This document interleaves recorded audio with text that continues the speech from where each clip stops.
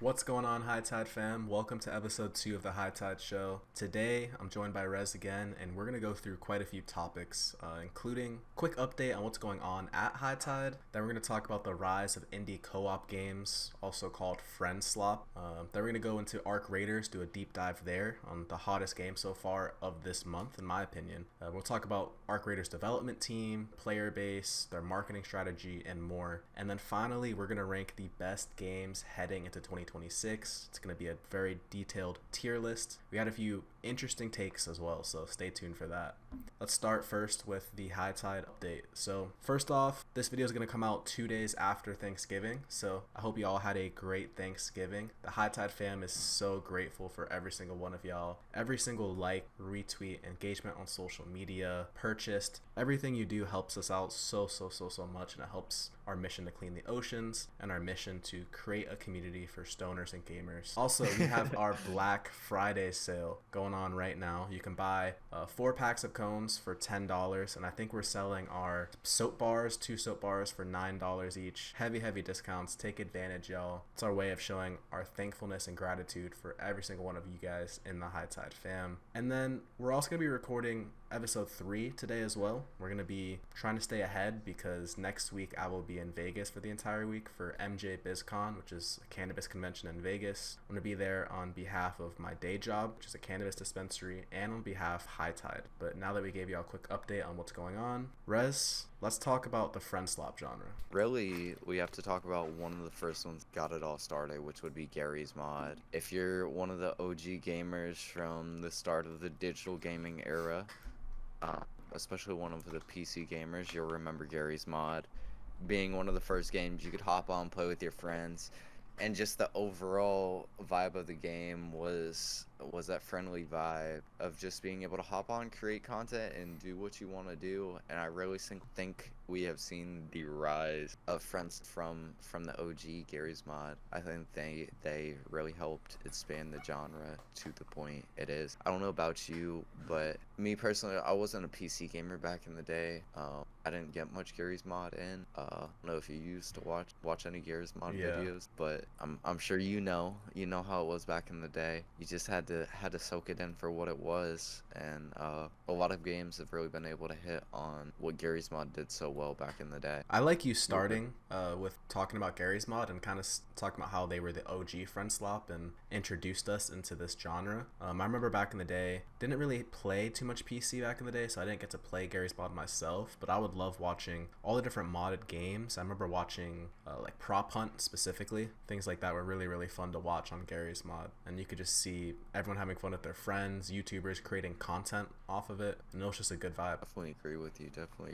I think Gary's Mod definitely helped lead to what we see a lot nowadays, especially with like when we look at other games like Peak or RV There Yet, Schedule 1. We talked about Schedule 1 in our last episode. Don't forget to check it out, y'all. Phasmophobia. When you look at those kind of games, a lot of them really drew upon a lot of what Gary's Mod did so well, and you see that content friendly game where you're able to hop in, and it's a game that the devs put their time into, that they cared about. It might not be the most polished game, but that kind of is what adds to the allure of the game, is that it's not polished. Kind of gives it personality, not being so polished. What do you think about that, Dom? Yeah, I think seeing a lot of games like Peak, you mentioned Phasmophobia in this Slop genre, a big part of what's helped these games not only do well is playing with your friends, but what's helped them do well as well is the marketing side. And these games are getting a lot of marketing exposure, and a lot of people playing their games and creating content from these games. If you go on TikTok, Instagram Reels, sometimes I'm scrolling on there and you see lots of clips from people playing with their friends or creators collabing with other creators on Peak, on Phasmophobia. Another good example is Repo.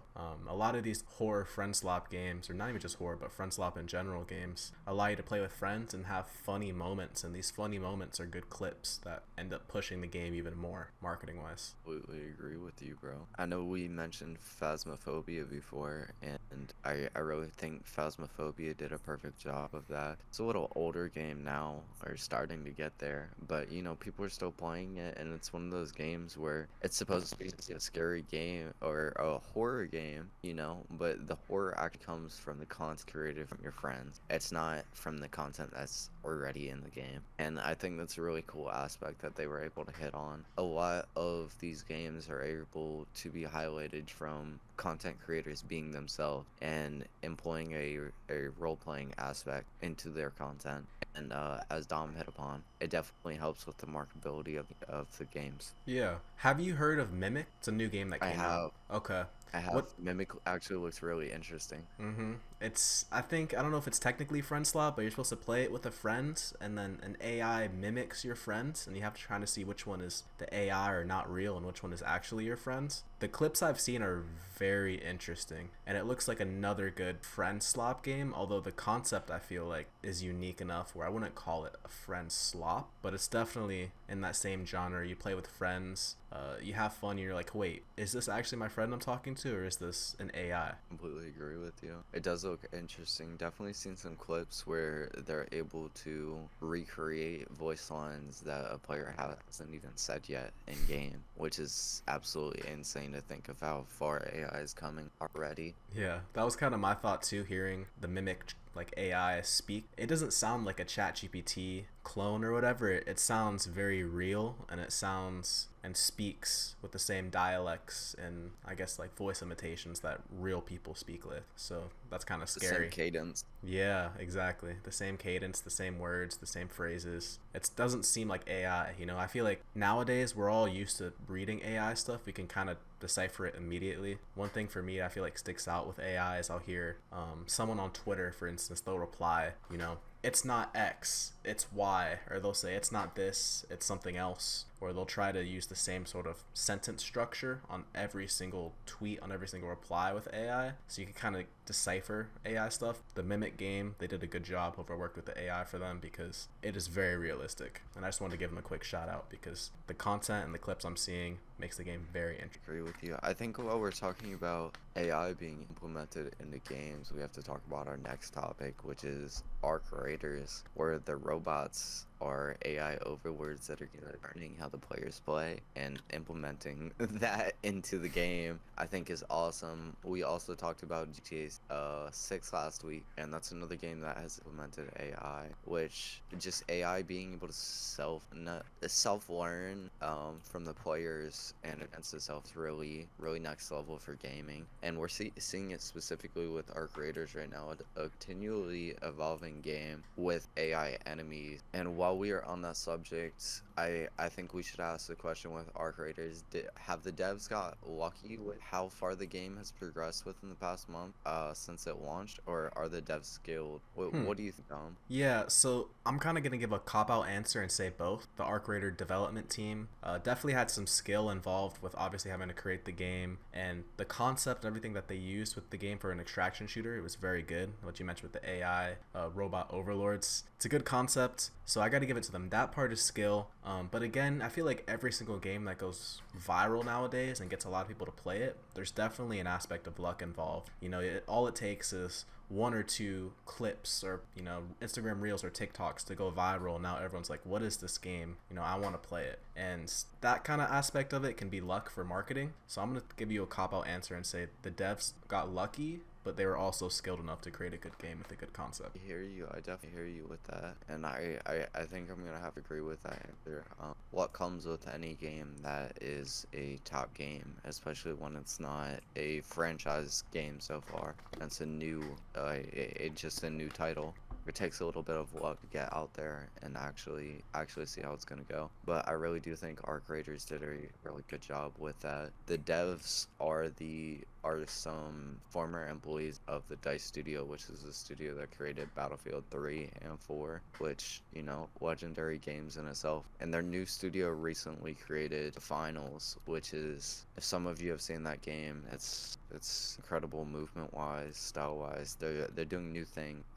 They're definitely bringing a resurgence back into just the shooter game genre, which is pretty awesome. With the player base, we've definitely seen like steady growth over this past month. How long do we think this growth can last? Yeah, so that's a good question with the player base, and how long can these players keep playing the game and continue to recruit new players to play the game? I guess time will really tell and give the answer, but in my opinion, I know we had this discussion off topic, off camera a couple days ago when you were mentioning how, you've played the game for 16, 20 hours and you feel like you already got it, that you've done everything, you already know how to play the game well, and there's not really much of a challenge or anything else for you to use and play. And I think that's obviously an issue with any game. We mentioned too, other games like RV There Yet not having a lot of actual play hours, which kind of hurts some games because, you buy it and you play it for like 8 hours and you're done. So that's a big part of, I guess, how we'll see, time will tell with how this player base will either keep playing the game or move on to something else entirely. And it's really just what can the devs do to keep players addicted to the game and to keep players engaged with whether it's new content or DLCs or any ideas on how they can the players engaged. Fully agree with you. I completely agree with that. Well,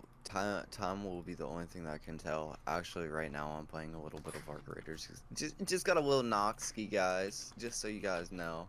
We are locked in still. We aren't just talking. We do our research here. We're doing research right now, currently, while we're in the middle of the show. JK. We've already oh my lord. We've already done about, but we are enjoying the game, which is another thing we want to talk about out here is the gameplay. The game employed a catfish style of marketing to market the game originally before the game launched. Just to explain this to you, Dom, the original game trailer for the game was like, you're basically able to do Superman style stuff on the robots. Like you're just being thrown into the game to dominate the robots, basically. And now they kind of changed the subject or the actual kind of gameplay that we've seen with the robots becoming the hunters and you being the hunted.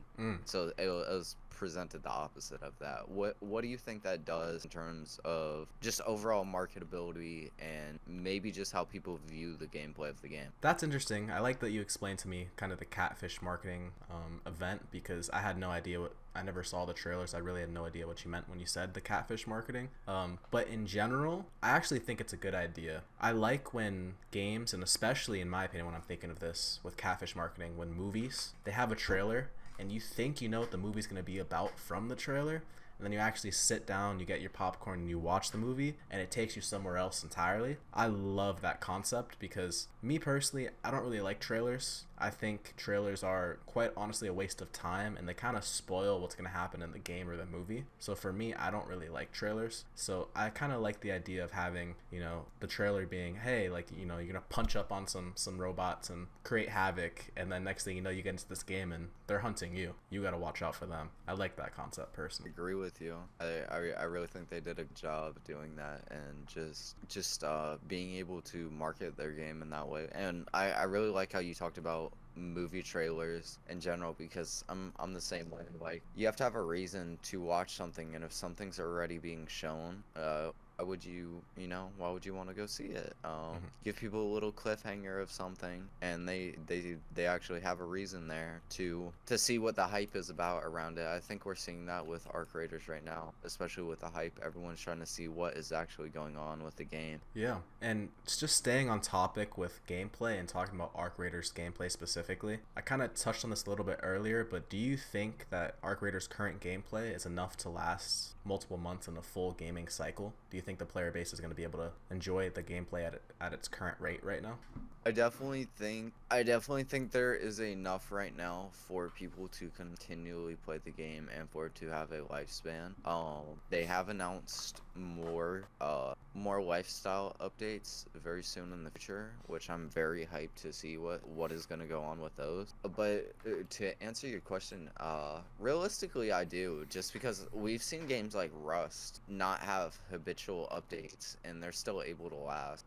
I think this is one of those games where it really hits that niche crowd, where that niche crowd will always continually play this game as long as the game has service. Okay, cool. You mentioned a couple updates. What else do you think that the dev team can do to improve the gameplay? Revives past death. I think the defib should be able to revive you if you are fully knocked. I don't think we need totems like Fortnite, like Warzone, where you can res people from a drop zone. I think you should have to res people from where they fully die, but I think you should have to do that. Okay, that makes sense. I can see that. So I guess the question really is not just for you, but for the viewers at home too. You've played Arc Raiders, whether you like the game or you don't like the game. What do you think the dev team can do to improve the gameplay? Any updates, features you'd like to see? Let us know in the comments. Do you have anything else you'd like to talk about with Arc Raiders? I'm really hoping we see seasonal updates here soon. Like, realistically, we better see a snow update for Christmas. If we don't see a snow update for Christmas, I'm gonna be very disappointed in the dev team. That's a good point, and I think that's something that not just Arc Raiders, but a lot of games could take notes on. You know, I want to see all of the maps covered in snow. I want to see Christmas lights. You know, let's get in the festive spirit. You know, a lot of these games aren't real anyway, so there's no really focus on realism per se. Just make it fun, you know? Screw it. Make one of the robots a snowman. Do something, you know?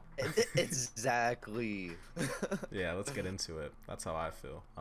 But yeah, so that's cool. I don't have anything else to add for Arc Raiders. If you have nothing else to add, we can move on to our last segment of the show, which is going to be the longest segment, where we rank best games in 2026 right now, the present games in 2025 and 2026. It's going to be a big segment. We're going to be going deep into this tier list. So ladies and gentlemen, if you stick with us this far, please grab some popcorn because we're going to get into it in this next segment. We'll see y'all there. And don't forget to hit that like button. Hit that like button. Yep. Take a quick break now. Subscribe if you're new. Follow us on Twitter, on X, at Resin with an L, and at Dominick Diaz, and we'll see y'all after the segment. It's time to rank the best games, current and future, heading into 2026 in our ultimate tier list. Rez, are you ready? Let's get into this. Black Ops 7, just released last week. Where do you want to start? What are you thinking? I think we gotta start with the MB. What do you think? I think that's a strong pick to start. Again, it's the first one on the board. We're going to be moving everything around as we, you know, compare it to, for example, the next one on the list, Battlefield 6, and so on. So I think B is a good place to start. No way in hell is it a S tier right off the bat. So that's not even a discussion. So yeah, I think B's good to start. You know, definitely agree. They're making the right steps. They're making the right moves. I like that they got rid of no skill-based matchmaking. I also do like some of the maps. I like that they brought back Hijacked. I like the new map, I think, called Flagship. What do you have to say about Black Ops 7? Any opinions? Enjoying it so far. I definitely think it looks amazing. Definitely been having a blast so far, being able to play on the old maps and just have fun on Raid, Hijacked, you know. And, you know, it's just bringing back the old vibes, which I think we're at a good start for the year. I think at some point, you know, we'll probably come back, revisit this list, and when we do revisit this list, we'll be able to re-rank everything, you know, and hopefully when we do that, COD will be at a higher tier. I think right now we have at the perfect point. It had a solid launch, but we have to see where things go for the rest of the year to really know. Exactly. I feel the same way. It's only been a week, so I think B tier is a good place to start for Black Ops 7. Now we have Black Ops 7 competitor, Battlefield 6. Are we ranking this above, below, or in the same tier as Black Ops 7? I'm not gonna lie, I think they are the reason that we have seen what we have seen with Black Ops 7. Battlefield gave COD the push to finally make a good game again. So I think we gotta rank it at least one, at least in the A tier. Okay. Get things moving. I'm cool with that. We had on the last episode talking about the High Tide show, we talked about Battlefield 6 having dynamic maps. I like that aspect of the game. And I also do like, you said from Battlefield 6 that they have like the workshop mode, or I think, was it called Forge or Foundry? Forge. Yeah. I like that a lot. That's the future of gaming. You need to be able to have players create their own worlds and stuff within the game, maps, everything. So I love that they added that feature. And because of that, they definitely are ahead of Black Ops 7. Definitely agree with you. And they're coming definitely with RedSec. RedSec is definitely a top competitor to Warzone now. We are seeing the FPS wars ignite, and it is happening. Yes, sir. The FPS wars. Put it on a t-shirt. Okay. Next up, CS2. Now, I'm gonna give a quick disclaimer. I'm not a big PC gamer guy, especially when it comes to Counter Strike. So my opinion is gonna be great on this. Where do you think about placing this, Res? Me personally, I would be putting it at B. CS2 has not been the same CS:GO that we have all loved for the years. There are a lot of quirks that are different with the game running on a new engine, which, CS:GO was around 15 plus years where they were able to more or less perfect the game. And now I think they're in the same position now where they're making these tweaks to perfect the game. I do still think it is a godly game, but until we see more come out of CS, which I also think they just killed the game's economy, if I'm not mistaken. Yeah, I I heard can't about remember. that. Heard all the prices So for weapons and things dropped. I think we would put it on the same tier as COD right now in terms of an all-around game. Okay. Um, Here's my question though, because we gotta decide when we put it on the B tier: is it better or worse than Black Ops 7? Tough call. I honestly think, my personal opinion, I might put CS2 maybe in front of Black Ops, like so. Just because it's been a week for Black Ops 7. Again, it's going to keep on shifting as launch continues for Black Ops 7, but I just feel like if we were to take a general poll on the gaming community between CS2 and Black Ops 7, I have a big feeling CS2 wins that. I definitely, you're right on the money with that. Okay, cool. So let's move on to the next game on the list. Just how we did Black Ops 7 and then did their competitor with Battlefield 6, now we have Valorant, which is the competitor to Counter-Strike. Is this game better or worse than Counter-Strike? I would say Counter-Strike is CS2, to be fair. or Valorant is CS2 to begin with. So For when we sure. actually put it in that perspective, Valorant did everything that CS wasn't doing and actually catered to those fans. And that's how they've been able to stay in the area that they have been as long as they have. Me personally, I would be putting it ahead. I don't know Okay. how much time you've put into Valorant. And saying this for the people who know me, I am terrible at Valorant. That is not a game I like playing, and we will still put it ahead of CS. And I love CS. I agree with you. I feel like I've played both games and I'm bad at both games, but I like that Valorant has more like operator abilities and they have a couple more layers and elements in the game that CS2 doesn't have. So I agree with you. It should be above Counter Strike. Are we putting it in A tier or do you think it's a perfect game in S tier?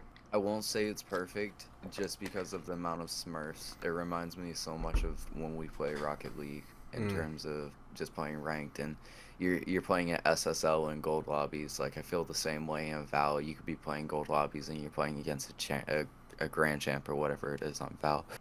That's really the only issue I have with Val is the Smurfing, but all around I think it's a good game. I Okay. think I would put it ahead of Battlefield 6. It's just not my kind of game. End of the day, I agree. to each their own. But A tier game, y'all. I agree completely.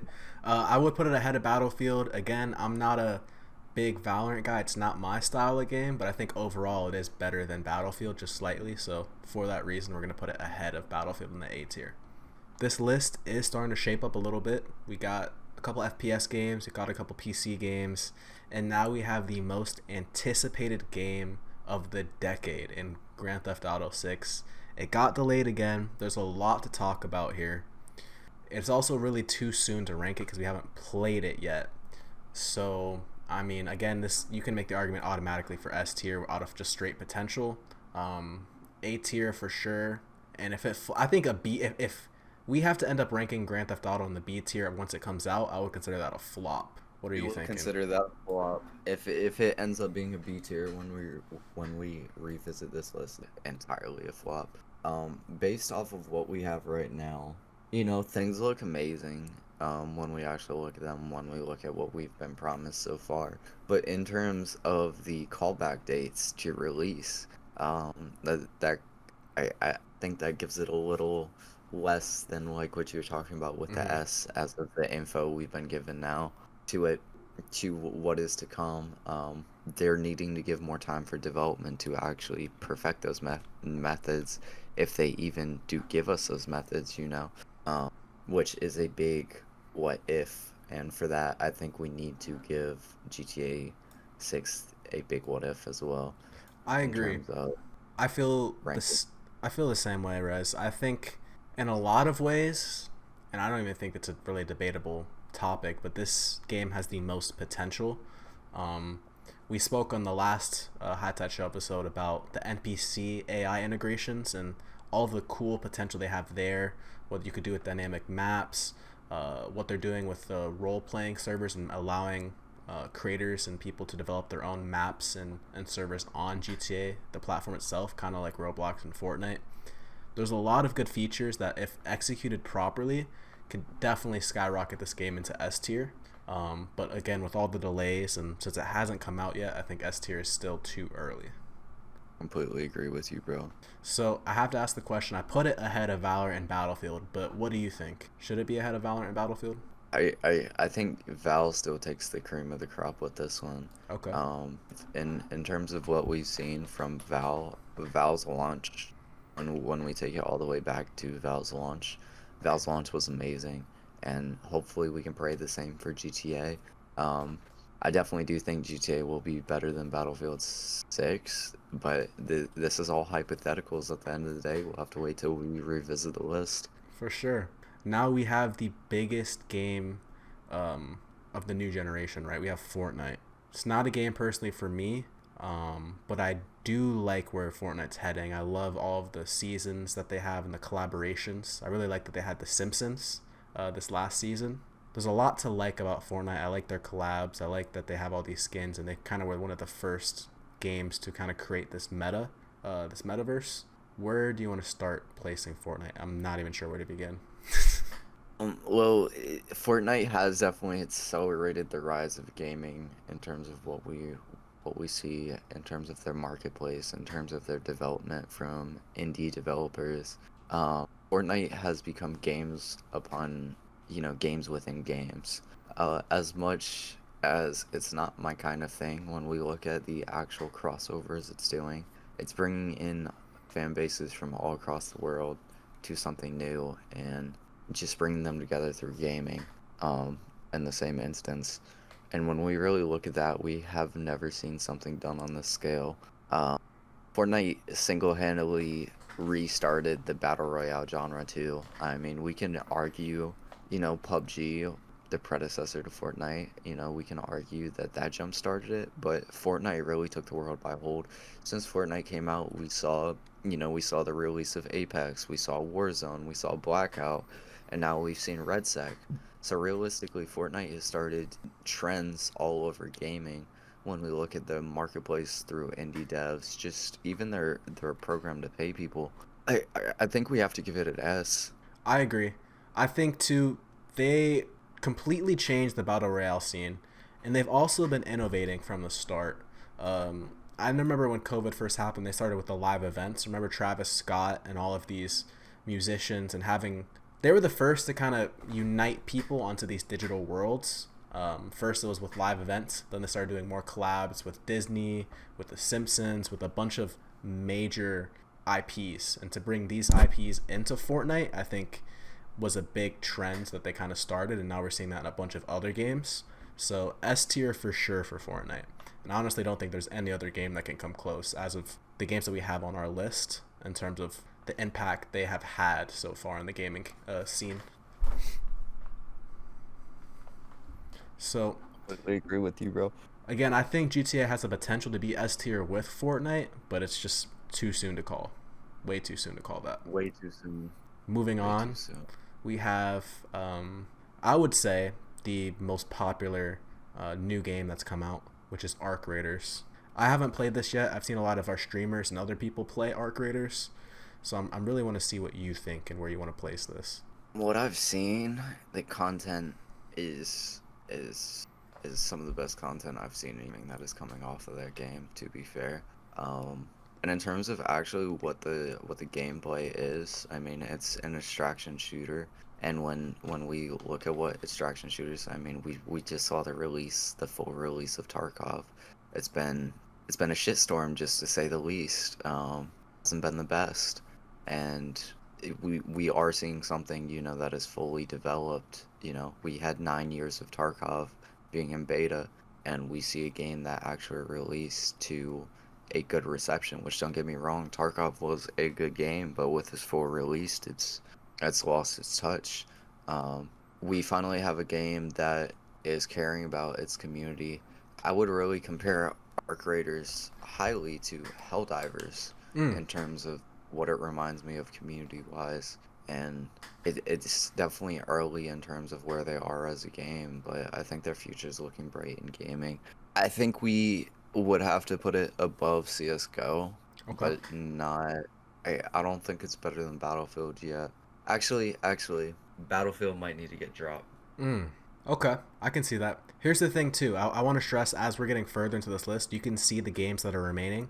We kind of went through the major titles already.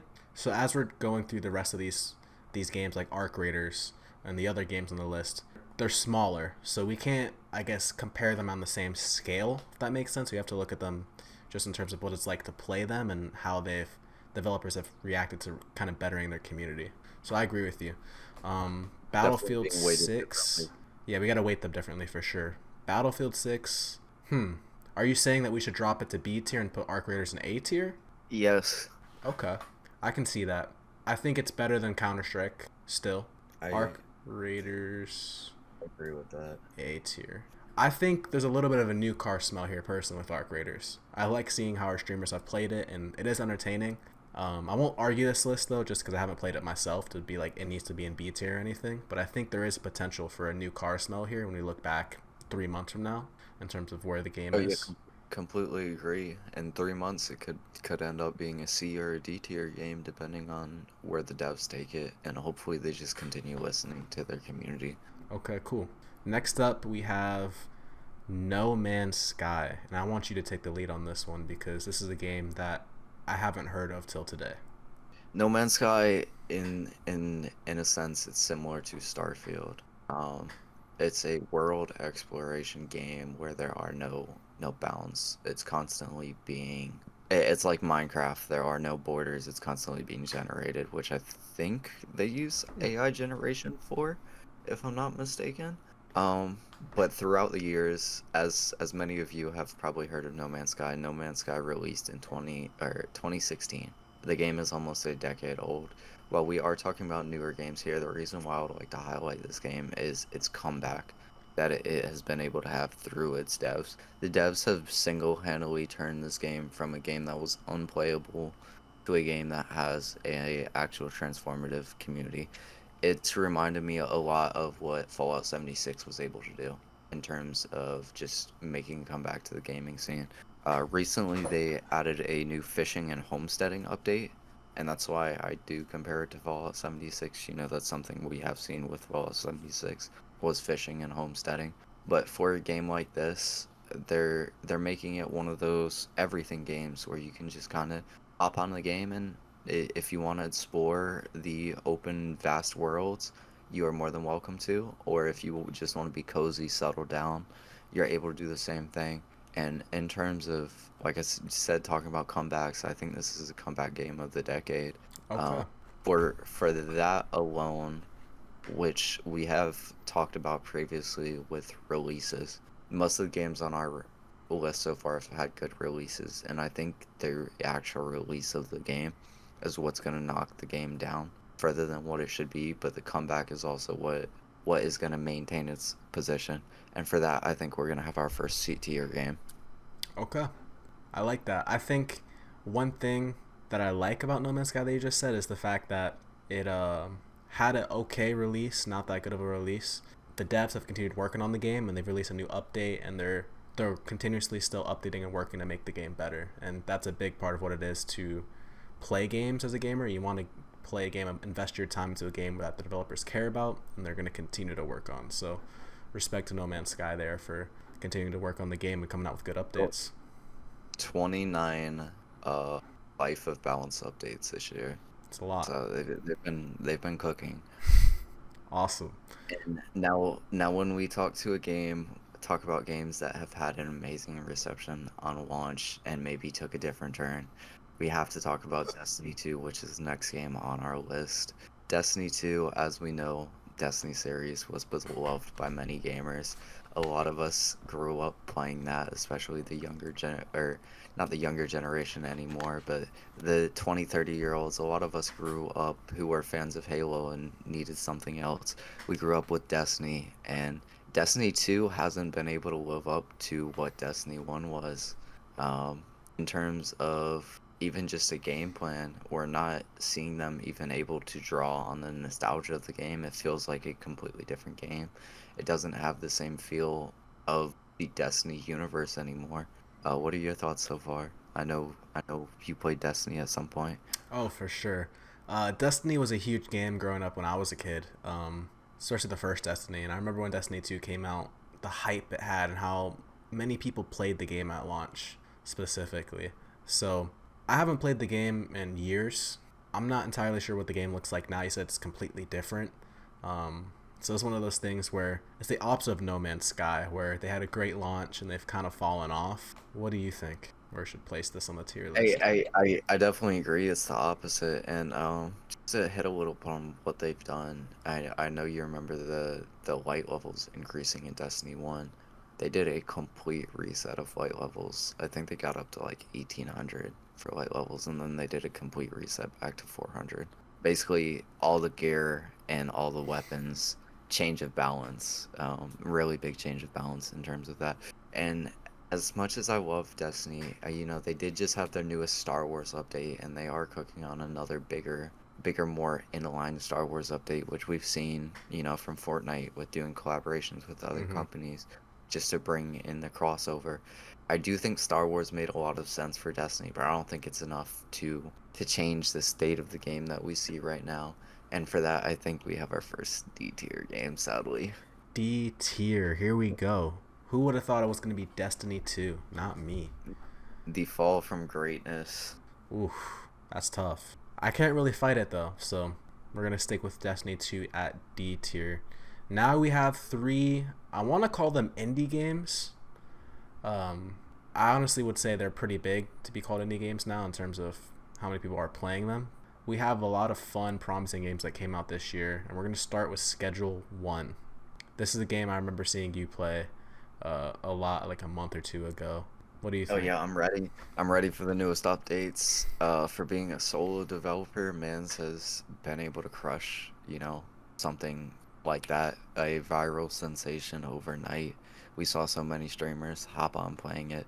No paid advertising through it, which is honestly, it's awesome to see games actually do that. It's a gamer that actually, the dev is a gamer at the end of the day. He's someone who cares about the game and wants to just make he was making something for himself, and it caught on. Other people wanted to play something similar. When in terms of what we're actually talking about, I think it's a very niche down game, which I think will set it back in our list. If you've never experienced anything within that lifestyle, even just smoking, if you're not a part of that scene, I don't think that would be a game on your watch list, sadly.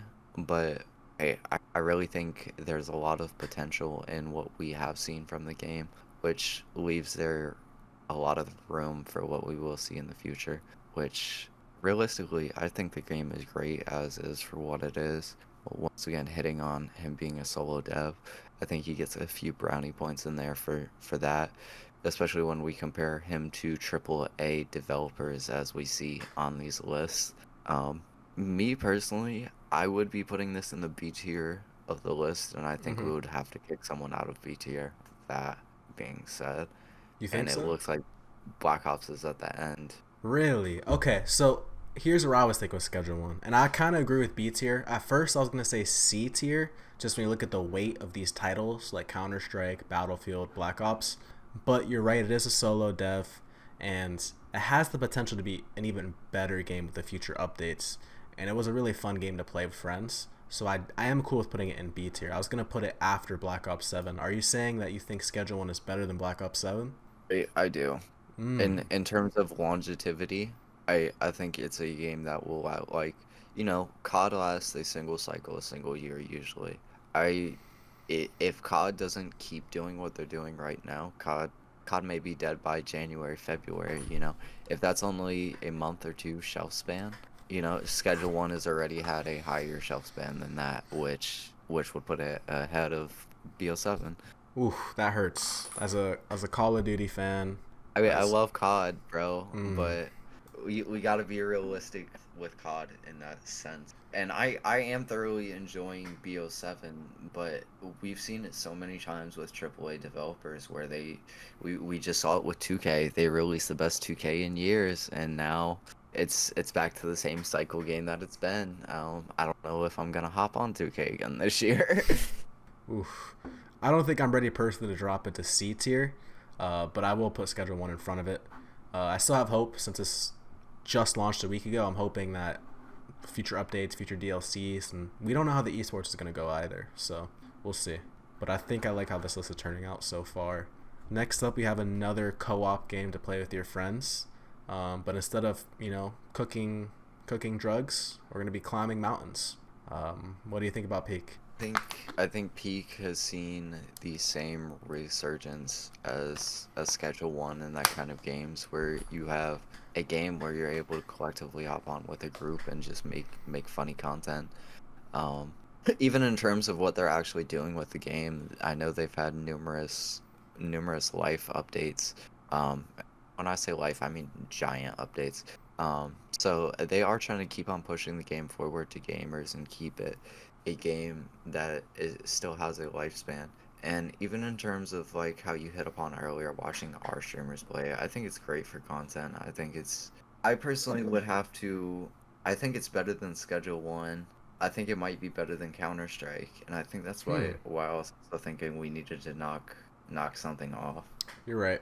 Actually, put it ahead of Schedule. I don't know if I'm putting it ahead of Counter-Strike. Counter-Strike still has the IP backing it to where people will always play Counter-Strike regardless of the state of the game.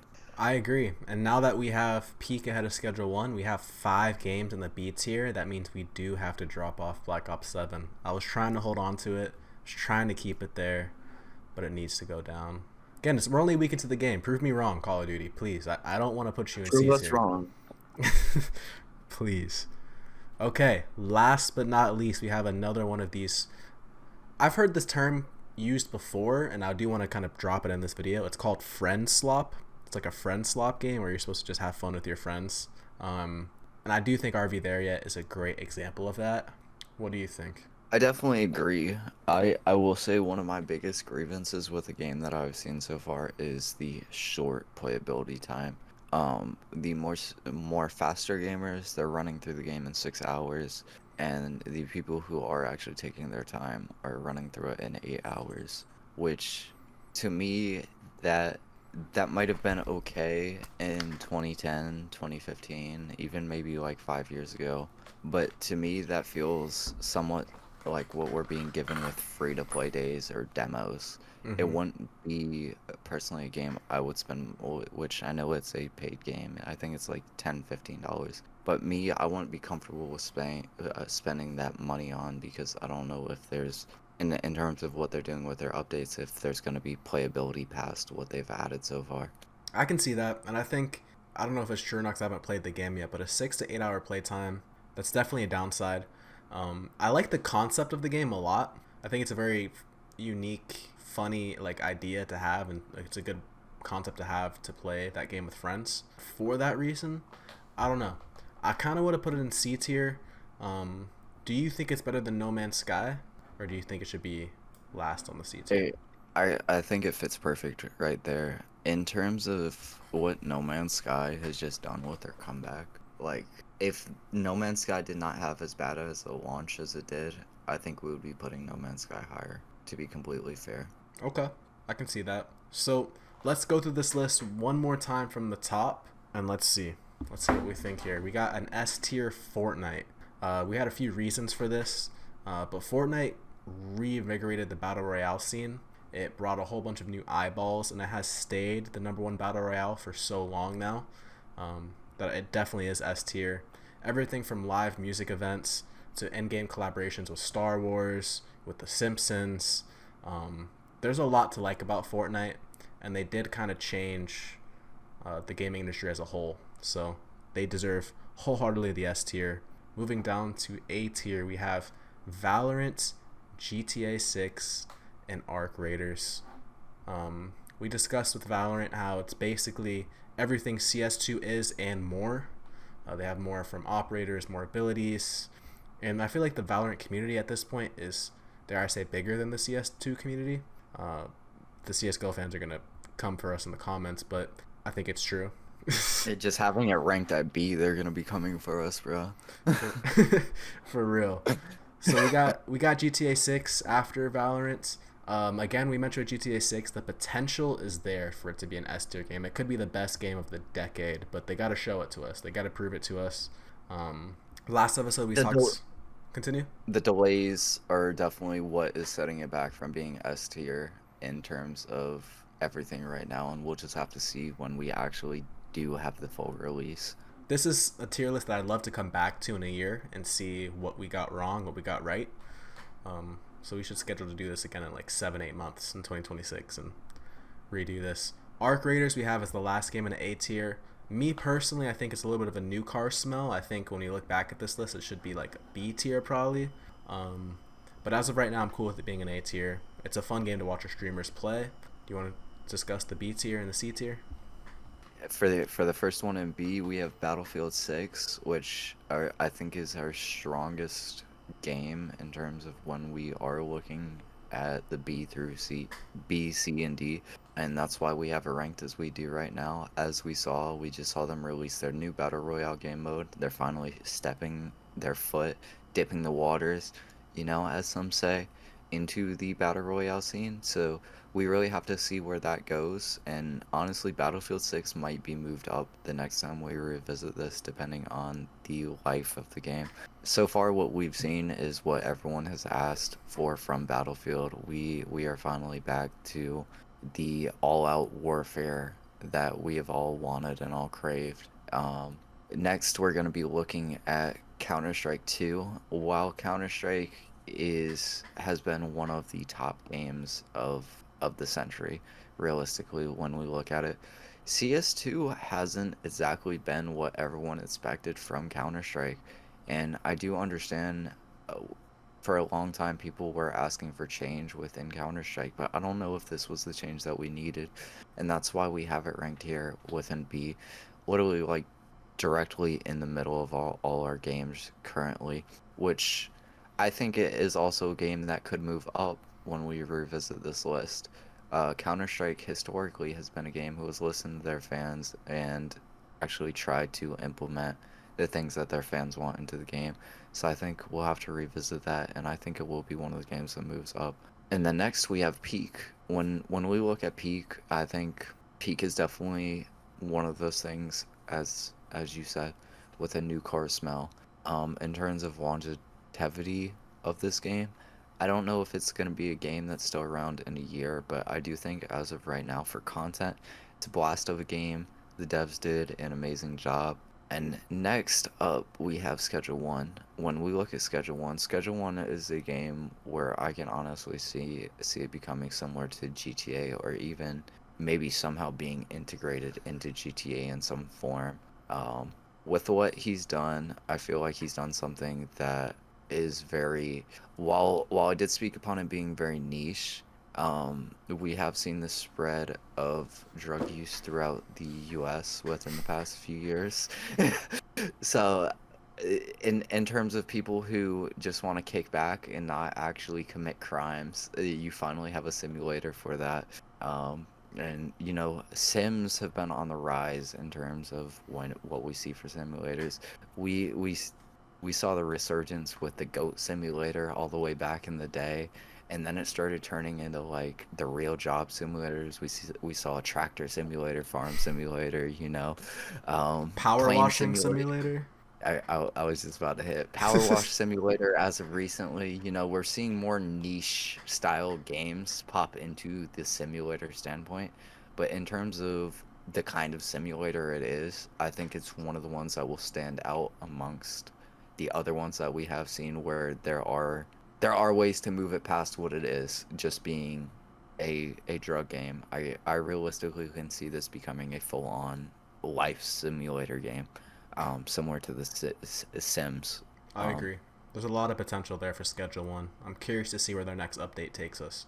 Definitely interested. And the reason why I believe we have it so higher on the list, he is a solo dev. We got to give him his cookies for that. He's not working with a studio team like the rest of these devs. And on top of that, there have been monthly updates for this game, which we're not even seeing with all these AAA games. We have to give him his flowers for that. Sure. Moving on, we're stepping into the C tier. Call of Duty Black Ops 7, we had to drop out of B tier for C tier, but that we're only a weekend, guys, which it could go either way. Historically, in the past, we've seen in recent years, you know, COD has had a fallout throughout the months as it's progressed. As I hit on earlier, it has become a cycle game, and it's sad to see because, you know, a lot of us grew up to love with Call of Duty, and now here we are. You know, it's just very sad to see. Moving on, we have No Man's Sky in the second C tier slot here. No Man's Sky, historical comeback. I think it's the opposite, the vice versa of Destiny when we look at it. It's a game who is still able to build their legacy. It's a game where devs have been able to show that they care about their players. And I think when we revisit this list, I think in terms of a lot of these games that we're seeing on here could move up potentially. We just have to revisit them. No Man's Sky, I'm definitely excited to see what their future updates will be, though. Definitely been a blast so far reviewing this list. You want to hop over to RV there? Yeah. You took a big chunk. You did like 6-7 games in a row. I got you. I'll take over the rest here. The last game we have in the C tier is going to be RV There Yet. And as Rez was saying, the big issue with the game is the playability and how long you can play the game. You got like 6 to 8 hours of play time, and like we were saying, nowadays that's like a free to play day or like a trailer / beta. Just not enough meat on its bones really for the game to be higher up. But I do like the concept. It looks like a fun game to play with friends, and I probably will still buy and play the game. Just the long-term playability factor is keeping it down at the C tier. And last but not least, we have the D tier, and that is going to be Destiny 2. Destiny 2, the one thing that really I feel like sucks is the launch was great. We started going downhill, and then they changed the light level system, reset it, and I'm not a big fan of that. And, you know, they have a collab with Star Wars right now. That was what Rez was saying. I don't know what that's about. Seems somewhat promising, but still a D tier game. So this is going to be our finalized tier list for 2025 heading into 2026. A lot of these games just came out, like Battlefield, Black Ops 7, and some of these indie games, you know, they're at their first iterations as well. And GTA 6 hasn't even come out yet. So this list will change. Feel free to let us know in the comment sections what you guys think about this list. What did we get right? What did we get wrong? I personally think there's going to be people upset with maybe CSGO. Black Ops 7 I'm personally upset with. I think it should be B tier. Again, the game came out a week ago. They got to prove it to us. And yeah, do you have anything else you want to say before we close out this segment? I do not. I appreciate the High Tide fam for tuning in, and it's your boy Rez and Dom, and we out of here, y'all. Have a great weekend. See y'all.